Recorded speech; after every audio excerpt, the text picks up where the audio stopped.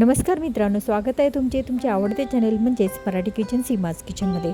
मित्रांनो, तुम्हाला पावसाळ्यामध्ये जर रोगप्रतिकारशक्ती वाढवायची असेल तर या शेंगांचा सूप तुम्ही नक्कीच ट्राय केलं पाहिजे। तर सुरुवातीला आपण या शेंगा स्टोअर कशा करायच्या, तर तुम्ही जास्त प्रमाणात या शेंगा आणल्या असतील तर तुम्ही या शेंगा सुरुवातीला पुसून घ्यायच्या आहेत, कोरड्या कपड्यांनी पुसायच्या आहेत, कट करायच्या आहेत, अजिबात सोलायच्या नाहीत। त्या कट करून अशाच एका डब्यामध्ये, हवाबंद डब्यामध्ये ठेवायच्या आणि हा डब्बा तुम्ही फ्रीजमध्ये ठेवून द्यायचा आहे। या शेंगा जवळपास 15 दिवस तरी सहज टिकतात। फक्त या शेंगांना ओलसर हात लावू नका। तर आता एवढ्या शेंगा आहेत तर आपल्याला हेल्दी सूपची रेसिपी देखील पाहिलीच पाहिजे। तर हे सूप बनवण्यासाठी शेंगा तर लागणारच आहेत, पण याच्यामध्ये एक सिक्रेट असा पदार्थ घालायचा आहे ज्याच्यामुळे आपलं सूप अजूनच हेल्दी होईल।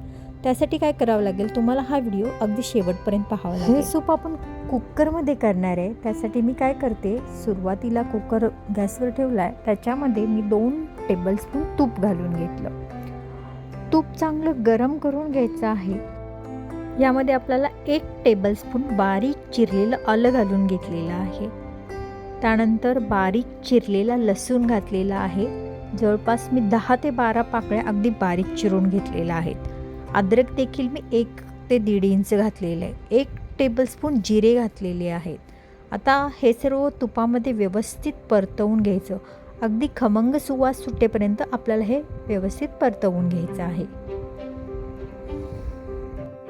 लसूण अद्रक परतल्यानंतर याच्यामध्ये मी 2 हिरव्या मिरच्या बारीक चिरलेल्या आहेत, त्या देखील घातलेल्या आहेत। त्यासुद्धा या तुपामध्ये चांगल्या परतवून घ्यायच्या। मिरची परतल्यानंतर मी याच्यामध्ये 1/4 टीस्पून हिंग घालून घेतलेला आहे। हिंग मी वेळाने घातला आहे, कारण हिंग गरम तेलामध्ये जास्त चटकला जातो। त्यानंतर याच्यामध्ये मी 1 टोमॅटो घातलेला आहे, छोटासाच टोमॅटो घातले आणि मी हे जे सूप बनवते ते 2-3 लोकांसाठी बनवते आहे। आणि जवळपास शेंगा मी 3 ते 4 शेंगा मी घेतलेल्या आहेत, सोलून घेतल्यात आणि या शेंगा घालून टोमॅटो घातल्यावर हे व्यवस्थित परतवून घ्यायचं। त्यानंतर याच्यामध्ये मी 1/4 कप ही भिजवलेली मसूर डाळ आहे, थोडा वेळ भिजवून ठेवली होती। मसूर डाळ पटकन भिजली जाते, त्यामुळे जास्त वेळ भिजत ठेवण्याची अजिबात गरज नाही। एक 5 मिनटं जरी तुम्ही धुवून ठेवली तरी ती छान भिजली जाते। त्यानंतर याच्यामध्ये आपण चवीनुसार मीठ घालून घ्यायचं आहे। हे सर्व व्यवस्थित परतवून घ्यायचं।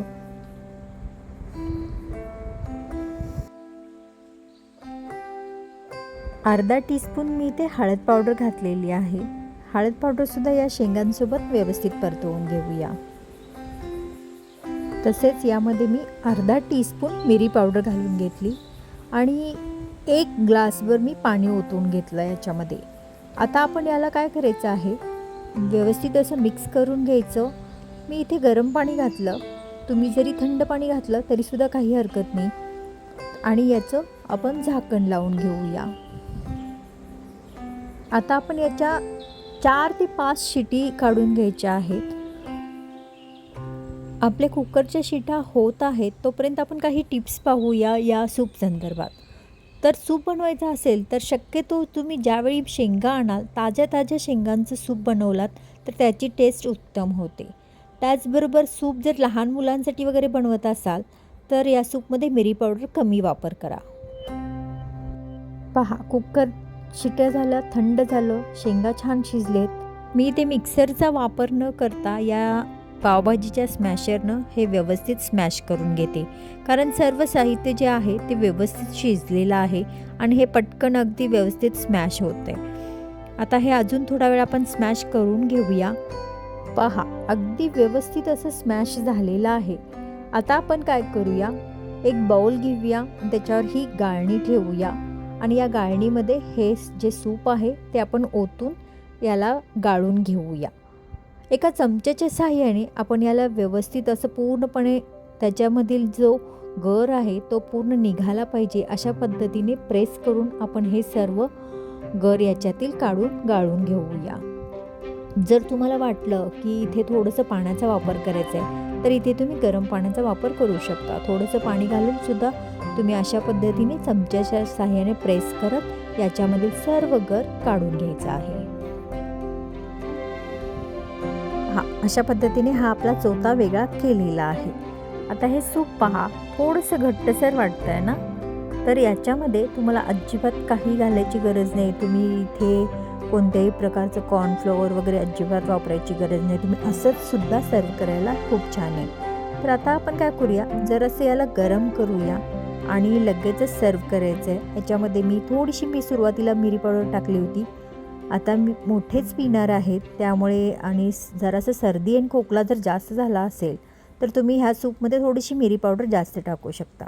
शिवाय या सूपला अजून क्रीमीपणा आणण्यासाठी तुम्ही इथे फ्रेश क्रीम वापरू शकता. शिवाय लो फॅट क्रीमसुद्धा वापरू शकता. त्याचबरोबर अजून पौष्टिकता म्हणजे प्रोटीनचे प्रमाण वाढवायचं असेल तर तुम्ही याच्यामध्ये मूग डाळीचा सुद्धा वापर करू शकता. तर मित्रांनो, अशाच हेल्दी आणि टेस्टी रेसिपीसाठी सीमाज किचनला सबस्क्राईब करायला मात्र विसरू नका. रेसिपी आवडल्यास लाईक, शेअर, सबस्क्राईब करा आणि आपण पुन्हा भेटूया मस्त नवीन रेसिपीसोबत. तोपर्यंत स्वस्त खा, मस्त राहा, नेहमीच आनंदी राहा.